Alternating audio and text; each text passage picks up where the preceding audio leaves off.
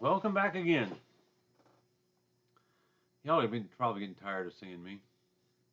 Chapter 11 is all about process and presentation.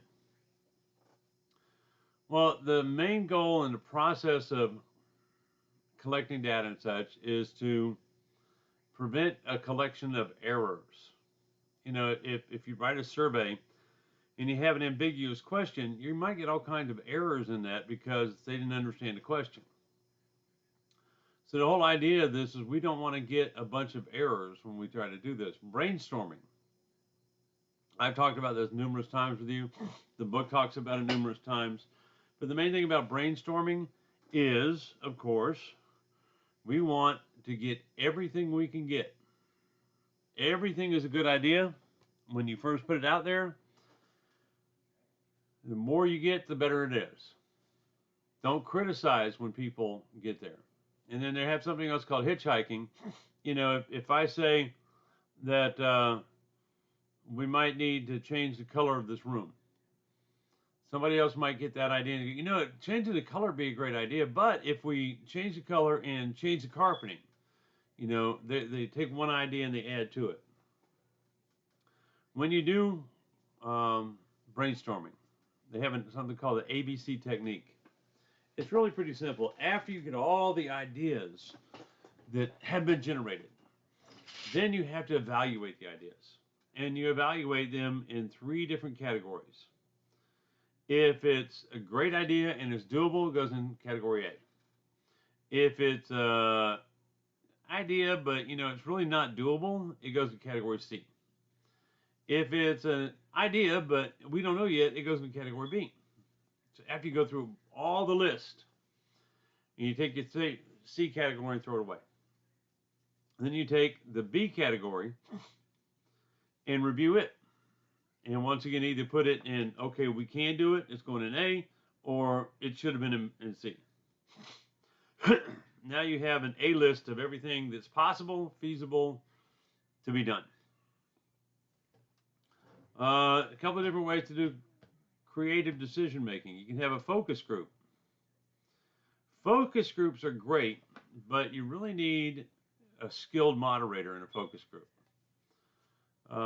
Focus groups happen all the time when people do surveys, talk about politicians, all this other stuff.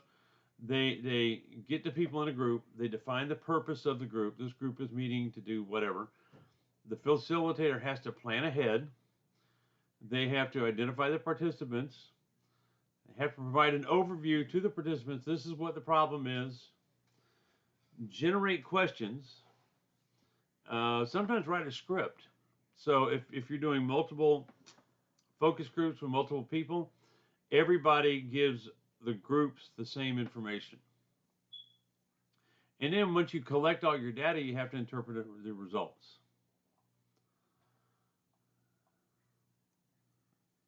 A nominal group technique is when you work alone and respond in writing by reading your own aloud. So you could have a group together and say, okay, this is the problem. Everybody come up with what we want to do. Then list, discuss, and clarify that stuff. And rank the answers best to worst. The Delphi technique works well when you're all in different places. Kind of like what we've got going right now. Some of you students may be in New York. Some of you may be in California. Some of you may be in Georgia. I've had classes where I had a student in Colorado and a student in Atlanta and a student in Washington State. You create a question and write a survey. This is what we need to find out. You share it with everybody. Then you collect the data. You analyze the data. You put follow-up questions on there. You redistribute the data. It can be cumbersome, especially for a very technical problem or a problem that has a lot of different stuff involved in it. But it can work rather well if you're not in the same place. Synetics, you develop analogies. In the synetics method, you develop analogies for something. We talked about analogies in the last chapter. The problem with it is you need to have a facilitator that's very skilled in dealing with this, because a lot of people may not see the analogy that you present. So you need a facilitator that's able to get that information back and forth in ways that people can understand it. One of the analogies that they talked about in the book was they're redesigning the interior of a car. Okay, let's imagine the car is the living room. What do you want in the living room? I hope that dog isn't distracting behind me. My apologies, but she won't go anywhere without me. Buzz sessions. Buzz sessions, something back in the 60s and 70s we called rap groups or rap sessions. You have a large group, and in that large group, you break it down into small groups with 5 or 6 people in each one, and you give them a time limit, and you say, okay, let's go talk about, each of you talk about this, or this group talk this group talk this group talk this. And they break into the smaller groups, and they have their conversations with one another, and then after a specific time, they report back to the main group. Idea writing. Idea writing is kind of like buzz sessions, except that you're in a group and you write it all down, and you collaborate in writing. Role playing is a great way to find out things that you don't know. And the best example I can have of that is that I taught a class once on communication and disabilities. And I had my students adopt a disability for the class period. And they drew them from a hat. Had a special set of glasses for somebody that was totally blind or blacked out, like a blindfold. Somebody that had another vision problem, I took chapstick and put on their glasses, and it gave them a blurred vision. Somebody else wore earmuffs so they couldn't hear.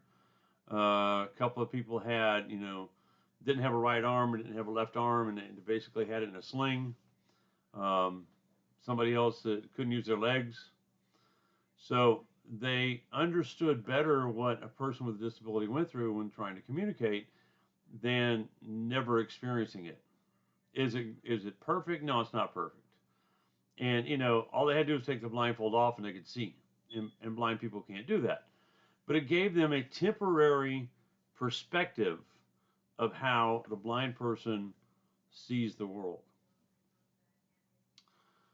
We have listening teams. If you're a large group, and you can do it in a small group instead of teams listening, each person listening you have somebody listening for different topics. Budget, doability, timeline, and that's the only thing they focus on. They focus on that little bit, and they get all the information they can on it, so they know they're not missing anything. You know as well as I do, if you're sitting in class or something trying to take notes and listen, you can't listen to everything. So listening teams listen for specific items, and then once they get those items, then they can bring them back to the group. Problem solving. There's a couple of different ways. You can have a flow chart. I'm sure you've all seen flow charts. The light doesn't come on. Is the light switch turned up? Yes or no? Yes. Okay. Is the light bulb burn out? Yes or no? Or if the light switch is not turned up, no, then turn light switch up. It's a diagram that you follow to get through something. They have fishbone diagrams, and they label it that because it's kind of like a fish skeleton. You have the backbone, and then you have all the bones coming into it, top and bottom. And each component has got one of those bones that go out, the ribs that go out to the side, or whatever they're called. And all the components of that particular function are on there. And this is everything deals with that, this is everything deals with this, and they all come together for the product. The book has a good diagram on it. Patero's principle. Basically, it's 80-20. Some of you will find this especially true for groups that you work in college. 20% of the people do 80% of the work. 20% of the dirt in your house, 80% of the dirt in your house is on 20% of the floor that's most used. It's held true for most everything. Risk management or risk identifiers. What is the risk? You ask yourself that question. And some of you may have heard of Murphy's Law before, and some of you may not. Murphy's Law simply states, if anything can go wrong, it will go wrong, and at the worst possible time. So this is what we're going to do. Okay, what are the risks if we decide to do this? We're going to re-roof this house. What are the risks? Well, this time of year, the risks are we might get a bad rainstorm. So you have to look at all those details. What risk could happen if you decide to go down the path you're going to go down? The PERT program, or the PERT, which is Program Evaluation and Review Technique, lists certain steps that you need to do. The first one you have to do is imagine how it will look when it's done.